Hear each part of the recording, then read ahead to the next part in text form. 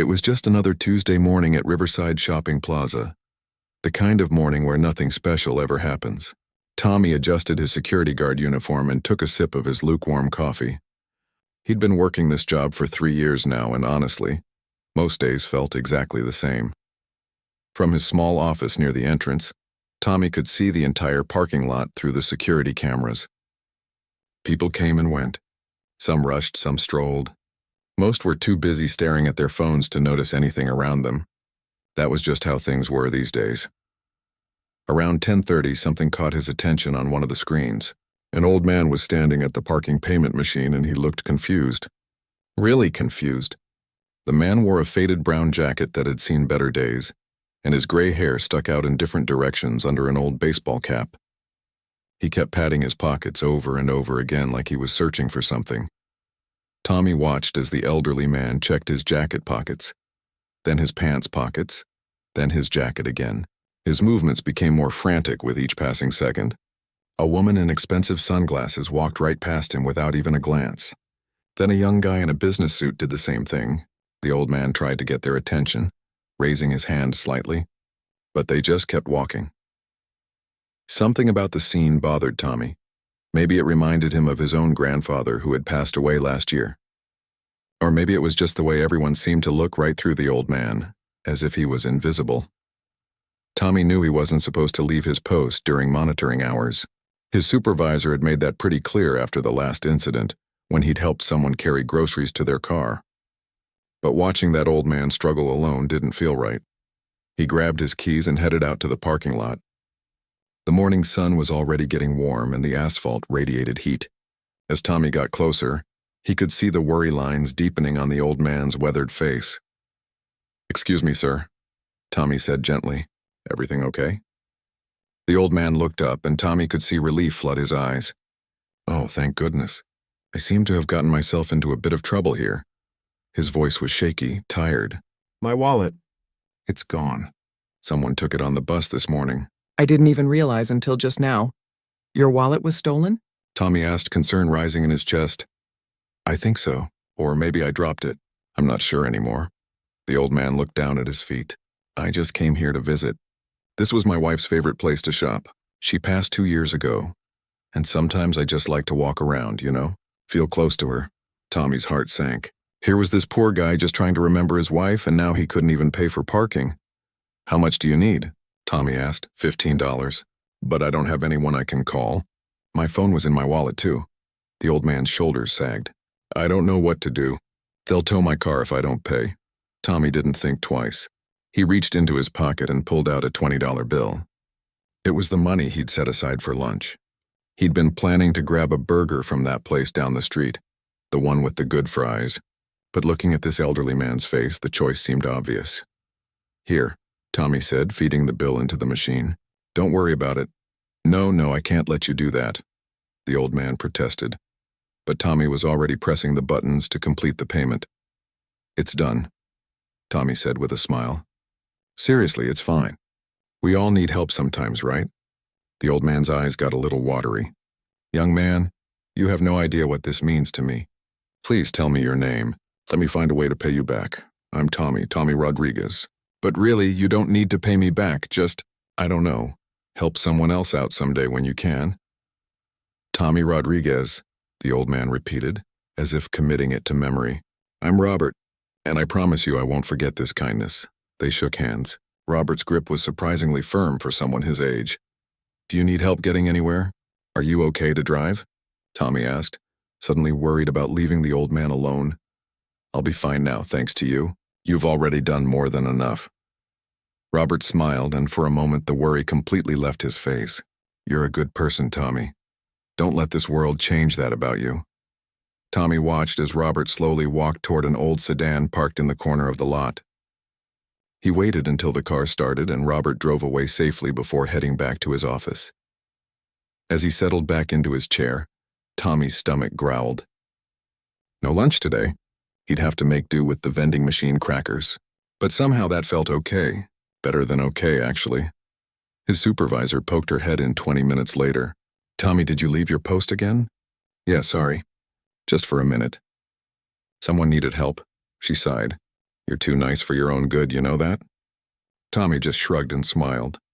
He turned back to his monitors, watching the endless stream of people coming and going. Just another Tuesday morning at Riverside Shopping Plaza. He had no idea that everything was about to change. 3 days passed and Tommy had almost forgotten about the incident with the old man. Almost. He'd gone back to his routine of monitoring cameras, checking badges, and making his rounds through the plaza.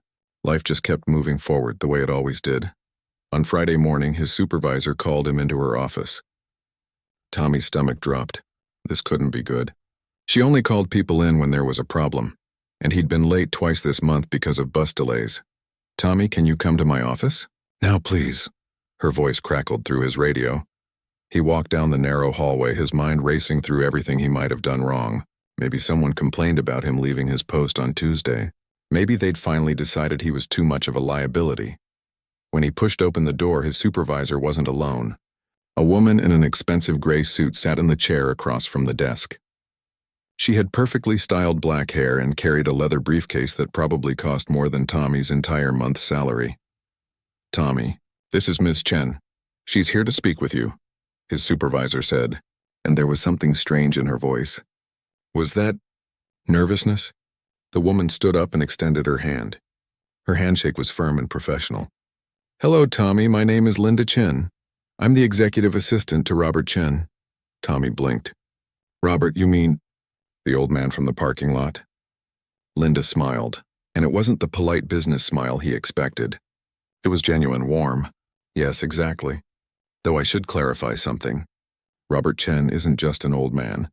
He's Robert Chen Sr., the founder and CEO of Chen Technologies." The room suddenly felt too small. Tommy looked at his supervisor, who nodded slowly, her eyes wide. "I'm sorry, what?" Tommy managed to say. Linda opened her briefcase and pulled out a tablet. She turned it toward Tommy, showing him a news article. There was a photo of a man in an expensive suit, standing in front of a massive building with Chen Technologies written across it. Tommy leaned closer and felt his breath catch. It was him. The same face. The same eyes. But this version of Robert wore a $3,000 suit and looked nothing like the confused elderly man in the faded jacket. "Mr. Chen is worth approximately $3.2 billion, Linda said matter-of-factly. "He founded Chen Technologies 40 years ago and built it into one of the largest tech companies in the country." Tommy sat down heavily in the nearest chair. This had to be a joke. Some kind of prank. But he looked his clothes were old and he seemed lost, and that was intentional, Linda explained, sitting back down. "Mr. Chen's wife passed away 2 years ago. She used to love that shopping plaza. Before she got sick, they'd go there together every week. After she died, Mr. Chen found himself wondering if people only treated him well because of his money and status.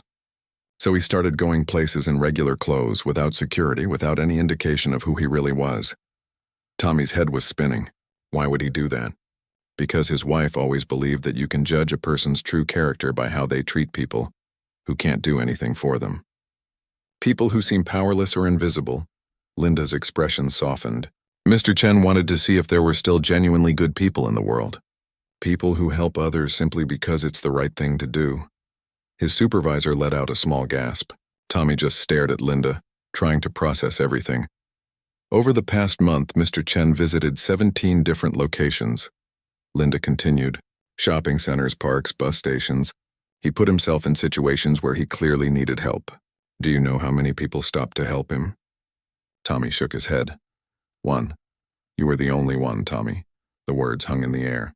Tommy thought about all those people who'd walked past Robert that day. The woman in sunglasses. The businessman. How many others had there been? Some people recognized him but ignored him anyway, Linda said, her voice taking on a harder edge. They saw a wealthy man dressed as someone poor and they found it amusing. Others simply didn't care about an elderly person in distress. But you didn't know who he was and you helped anyway. You gave him your lunch money. Tommy felt his face flush. It was just $15. No, Linda said firmly. It was so much more than that. You treated him with dignity. You made sure he was safe. You didn't take a photo for social media. You didn't ask for anything in return. You just helped another human being. She reached into her briefcase again and pulled out an envelope. A thick cream-colored envelope with Tommy's name written on it in elegant handwriting. Mr. Chen asked me to give you this. Tommy took the envelope with shaking hands. Inside was a check.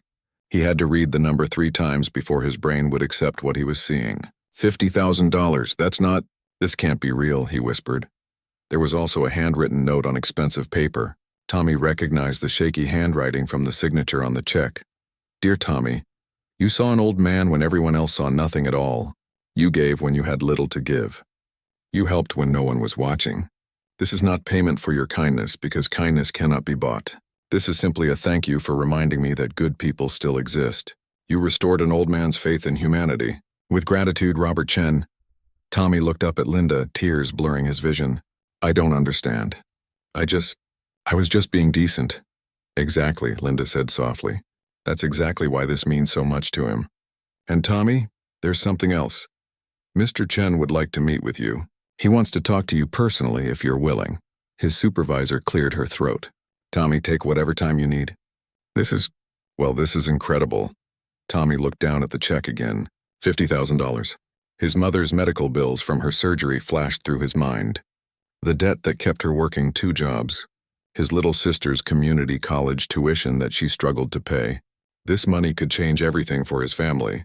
But more than the money, something else struck him.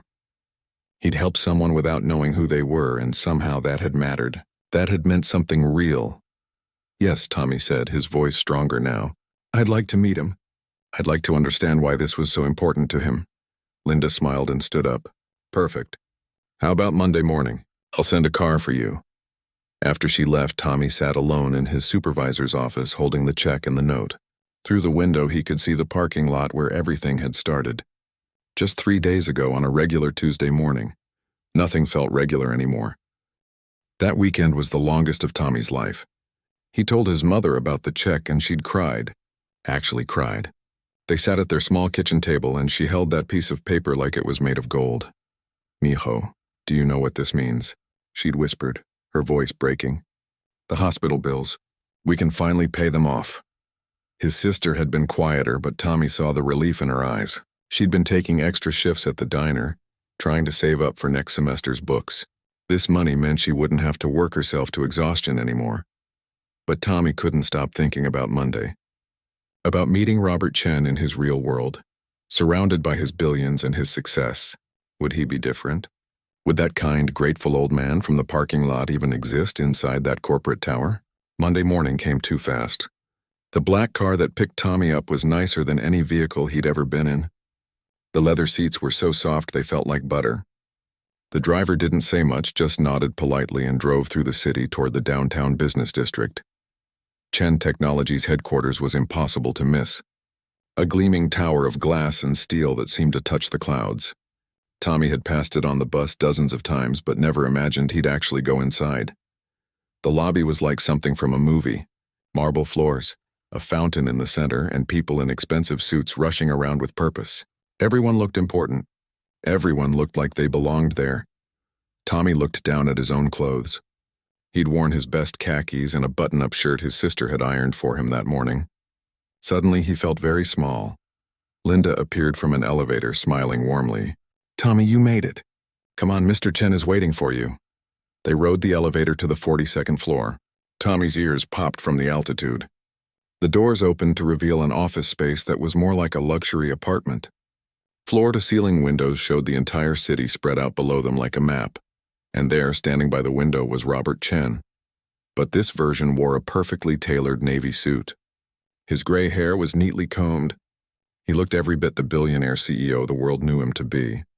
When he turned around, though, his face broke into the same warm smile Tommy remembered from the parking lot. Tommy, Robert said, walking forward with his hand extended. Thank you for coming. Please sit down. Can I get you anything? Coffee? Water? I'm okay, thanks, Tommy said, his voice a little shaky. He sat in a chair that probably cost more than his car. Robert sat across from him, and for a moment he just looked at Tommy with those same kind eyes. I imagine this has all been quite overwhelming. That's putting it mildly, sir. Please call me Robert. I get enough sir around here. He leaned back in his chair. I want to explain something to you. About why that day in the parking lot mattered so much to me. Tommy nodded, listening. When my wife was alive, we were just regular people who happened to have money, Robert began. We'd go to the mall, eat at diners, take walks in the park. She kept me grounded, reminded me that wealth doesn't make you better than anyone else. It's just numbers in an account. He paused, his expression growing distant. After she died, I felt lost. I'd go to board meetings, charity galas, business dinners. Everyone wanted something from me. Everyone treated me a certain way because of what I represented. I started wondering if anyone actually saw me anymore. The real me. Tommy understood that feeling more than Robert probably knew. Being invisible was something Tommy dealt with every day as a security guard. So I started going out without the suit, without the security team, without any of this. Robert gestured around the office. I wanted to see how people really are when they think you're nobody special. And Tommy, what I found was heartbreaking. Robert stood up and walked back to the window. I've been ignored, laughed at, pushed aside. I've watched people step over me like I was trash on the sidewalk. And these weren't bad people necessarily. They were just disconnected, too busy with their own lives to notice someone in need. But you helped me. Robert turned back to face Tommy. You didn't just pay my parking fee. You made sure I was okay. You asked if I could drive safely. You treated me like I mattered. Like I was a human being worthy of respect and care. Tommy felt a lump forming in his throat. Anyone would have done the same thing. That's where you're wrong, Robert said softly. I have security footage from 17 different locations. 47 people walked past me when I needed help. You were the only one who stopped. The only one. The weight of that statement settled over the room. Mr. Chen, Robert, Tommy corrected himself. I didn't do anything special. My grandfather used to say that we're all just one bad day away from needing help. I guess I just remembered that. Robert smiled, and Tommy saw moisture gathering in his eyes. Your grandfather was a wise man. And you, Tommy, you have something that most people in this building would kill for. You have integrity. Real, genuine integrity that doesn't change based on who's watching or what you might gain. He returned to his chair and leaned forward. I asked you here because I want to offer you something. Not as payment, but as an opportunity. I've spent 40 years building this company, and I'm getting older. I've been looking for people who share the values my wife and I believed in. People who understand that success means nothing if you lose your humanity along the way. Tommy's heart started beating faster. You're 28 years old. You've been working as a security guard for 3 years, making barely enough to help support your family, but you have something more valuable than any degree or experience. You have character, and I want to invest in that. Robert pulled out a folder from his desk. I'd like to offer you a full scholarship to complete your business degree, any university you want, and when you graduate, there's a position waiting for you here at Chen Technologies. A real position, not some token job. I want to mentor you, Tommy. Teach you everything I know about running a company with integrity. Tommy couldn't breathe. This wasn't happening. Things like this didn't happen to people like him. I don't know what to say. You don't have to answer now, Robert said gently. This is a big decision. It would mean leaving your current job, going back to school, entering a world you've never experienced. I want you to think about it. Talk to your family. Make sure it's what you really want. Tommy looked at this billionaire sitting across from him, offering to change his entire life. All because of $15 and a moment of basic human decency. Can I ask you something? Tommy said quietly. Anything. Why me, really? There have to be thousands of people with business degrees who'd kill for this opportunity. Robert's smile was sad and knowing, because they'd be doing it for the opportunity. You did what you did because it was right. That's the difference, Tommy. That's everything. Tommy left that meeting with his head spinning. He took the bus home, watching the city pass by through smudged windows, trying to make sense of everything. A full scholarship. A job at one of the biggest tech companies in the country. A chance to completely change his life. It sounded perfect. Too perfect. That evening, he sat with his mother and sister at their kitchen table, the same table where they'd celebrated birthdays, done homework, and had countless family dinners. His mother had made a rose con pollo, his favorite, and the smell filled their small apartment, so what did he say? His sister asked, leaning forward eagerly. Tommy explained everything. The scholarship offer, the mentorship, the job waiting for him after graduation. With each word, he watched his mother's face carefully. She listened without interrupting, the way she always did when something important was happening. When he finished, there was silence. His sister looked excited, but his mother's expression was harder to read. "That's amazing, Tommy," his sister finally said. "You have to do it. This is like winning the lottery, but better." "Mija, let him think," their mother said quietly. Tommy pushed his rice around his plate. "I don't know if I should accept it." Both women stared at him like he'd grown a second head. "Are you crazy?" his sister said. "This is your chance to get out of that security job, to actually build a career. Why would you even hesitate?" "Because it feels wrong somehow," Tommy admitted. He struggled to find the right words. "I helped that man because he needed help, not because I wanted something from him. And now it feels like I'm being rewarded for just being a decent person, like my kindness is being turned into a transaction." His mother reached across the table and took his hand. Her fingers were rough from years of cleaning houses. "Tommy, look at me." He met her eyes. "You think you don't deserve this," she said simply. Tommy felt his throat tighten. "I just did what anyone should do." "But you were the only one who did it. That man told you that, right?" 47 people walked past him. "Only you stopped." She squeezed his hand. "Baby, you've been working so hard since you were 16. You put off college to help pay bills when I got sick. You never complained. You just did what needed to be done." "That's what family does," Tommy said. "Exactly. And maybe this is the universe's way of paying you back for all those times you put everyone else first." His mother's eyes were wet now. "You're allowed to accept good things, Tommy. You're allowed to take opportunities. That doesn't make your kindness any less real." His sister nodded. "Mom's right. You're not selling out or whatever you think you're doing. You're just letting someone help you for once the way you help everyone else." That night, Tommy couldn't sleep. He kept thinking about what his mother said, about deserving good things, about letting people help him. But something still bothered him.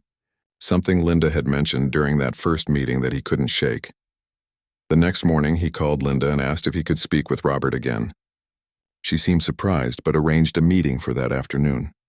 This time, Tommy felt less intimidated walking into that tower. Robert greeted him with the same warmth, but Tommy could see the questions in his eyes. "I need to know something," Tommy said once they were seated. "And I need you to be honest with me." "Of course," Robert replied. "Linda said you went to 17 different places, that 47 people walked past you, but you picked me specifically to help. How did you know I'd stop? Was this whole thing set up somehow?" Robert was quiet for a long moment. Then he sighed and stood up, walking to a cabinet in the corner. He pulled out a laptop and brought it back to the desk. "I want to show you something," he said, turning the screen toward Tommy. It was security footage, different locations, different dates. Tommy watched as Robert, dressed in worn clothes, struggled with a heavy bag at a bus stop. People walked past.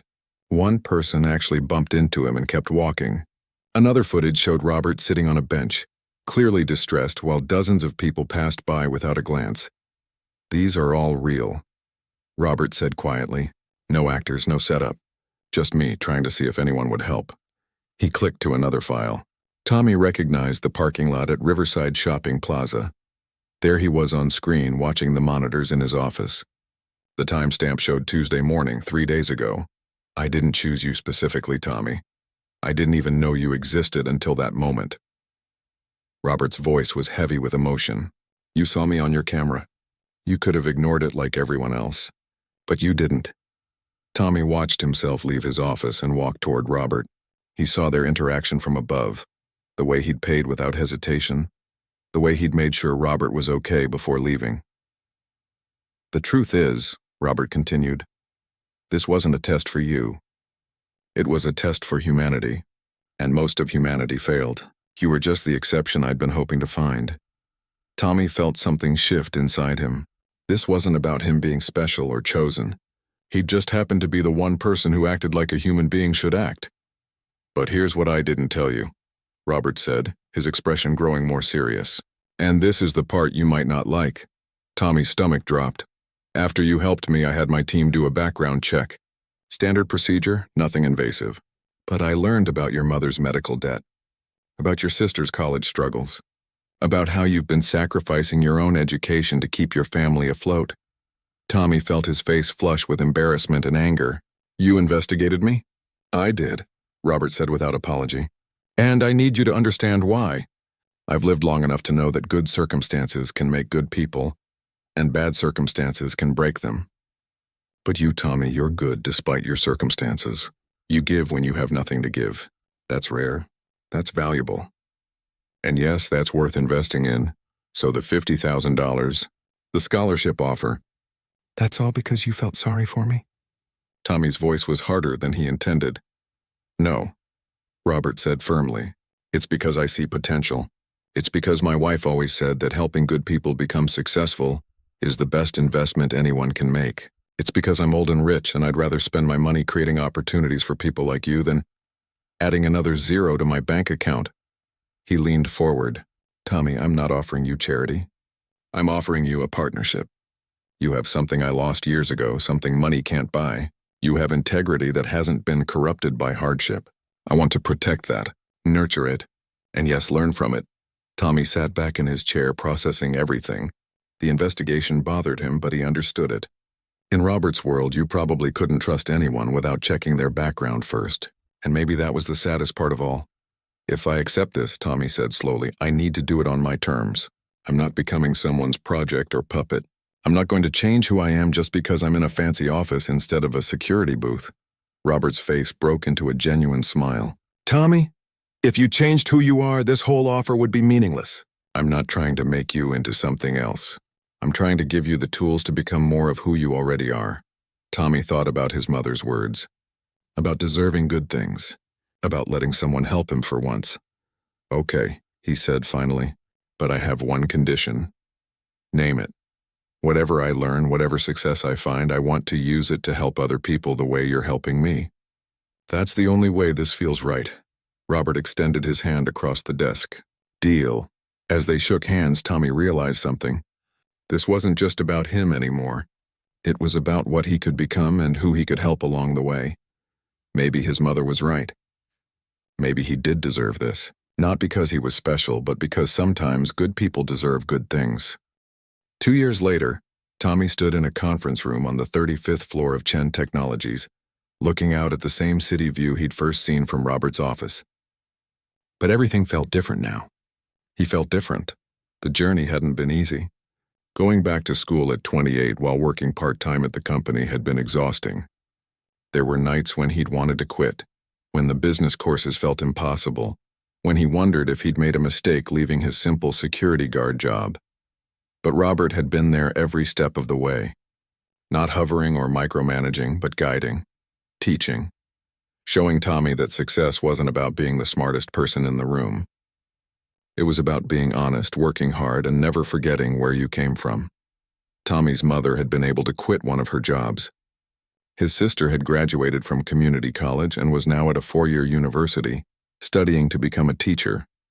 The $50,000 had changed their lives in ways big and small. But the real change, Tommy realized, wasn't in the money. It was in him. Tommy, Linda knocked on the open door. We're ready for you. He turned and followed her down the hall to the main conference room. Inside, there were about 20 people waiting. Some he recognized from the company, others he'd never seen before. Robert sat at the head of the table, and when he saw Tommy, he smiled and gestured to the empty chair beside him. Everyone, thank you for coming, Robert began once Tommy was seated. We're here today to launch something I've been working on for the past year with Tommy's help. Something that I believe could change a lot of lives. Tommy felt his heart racing. They'd been planning this for months, but now that it was actually happening, the reality of it hit him hard. Robert nodded at Tommy. Would you like to explain? Tommy stood up, his hands slightly shaking. Public speaking still terrified him. But Robert had taught him that being nervous just meant you cared. A little over 2 years ago, I was working as a security guard. Tommy began. I helped an elderly man pay his parking fee because it was the right thing to do. I didn't know that simple act would change my entire life. He looked around the room, making eye contact with the faces staring back at him.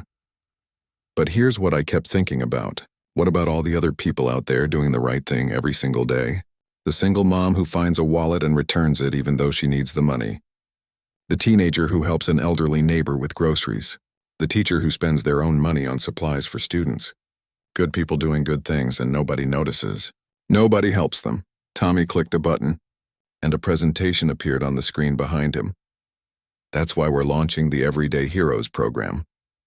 The room was silent, everyone listening intently. Here's how it works, Tommy continued, his confidence growing. We've partnered with businesses across the city to install special monitoring systems. Not to spy on people, but to catch acts of kindness. When someone does something genuinely good, something selfless, they get nominated to our program. He clicked to the next slide, showing examples. We're not looking for huge acts. We're looking for the small things, the everyday moments of humanity that most people ignore. And when we find these people, we're going to help them. An executive near the back raised her hand. Help them how? Different ways, depending on what they need, Tommy explained. Scholarships for education, interest-free loans for small businesses, medical bill assistance, job training programs, career mentorship. Whatever gives them a real chance to build a better life. Robert stood up beside Tommy. We're starting with a $50 million fund, and we're not doing this for publicity. No cameras, no social media announcements, just real help for real people who deserve a break. A man in an expensive suit spoke up. Mr. Chen, with all due respect, how do you scale something like this? You can't help everyone. You're right, Tommy answered before Robert could. We can't help everyone, but we can help someone. And maybe, just maybe, the people we help will go on to help others. That's how change really happens. Not from the top down, but from person to person. One act of kindness at a time. He thought about his own story, about how one parking fee had led to all of this. I used to think I was nobody special, Tommy continued, his voice getting stronger. Just a guy trying to get by. But Mr. Chen taught me something important. Every single person has the power to change someone's life. You don't need to be rich. You don't need to be famous. You just need to pay attention, to care, to act when you see someone who needs help. The room was completely silent now. This program isn't just about giving money away, Tommy said. It's about proving that good people still exist. That kindness matters. That doing the right thing, even when nobody's watching, is never wasted. After the presentation, people came up to ask questions, to offer support, to share their own stories of times they'd been helped or had helped others. Tommy listened to each one, remembering what it felt like to be on the other side of that generosity. Later that evening, after everyone had left, Tommy and Robert stood alone in the conference room. Your wife would be proud, Tommy said quietly. Robert's eyes got misty. She would have loved you. She always believed that the world needed more people like you. People like us, Tommy corrected. I'm just doing what you taught me. No, Robert said, putting a hand on Tommy's shoulder. You're doing what you've always done. I just gave you a bigger platform to do it from. They stood there in comfortable silence, watching the city lights come on as the sun set. Can I tell you something? Tommy said after a while. Of course. That day in the parking lot when I gave you that $20 bill, I was annoyed for a second. I really wanted that burger for lunch. Tommy laughed at the memory. I had no idea that $20 would turn into all of this. Robert smiled. That's the thing about kindness, Tommy. You never know where it leads. You just have to trust that it matters. 6 months later, the Everyday Heroes program helped its 100th person, a janitor who'd saved a child from choking, a delivery driver who'd reported a gas leak that could have killed dozens, a nurse who'd spent her day off comforting a dying patient who had no family. Each story was different, but they all had one thing in common. They were ordinary people who'd done extraordinary things simply because it was right, and Tommy was there for every single one, shaking their hands, hearing their stories, making sure they knew that someone had noticed, that someone cared, that their kindness hadn't gone unseen, because he knew exactly how that felt. In the end, it wasn't about the money or the company, or even the program itself. It was about something much simpler and much more powerful. It was about remembering that we're all human, that we all struggle, that we all need help sometimes, and it was about being the kind of person who stops, who pays attention, who helps, even when it costs something. Even when nobody's watching, even when there's no reward, because sometimes a $20 bill and a moment of kindness can change the world. Not all at once, and not in obvious ways, but one person at a time. One act at a time, one heart at a time, and that, Tommy had learned, was enough.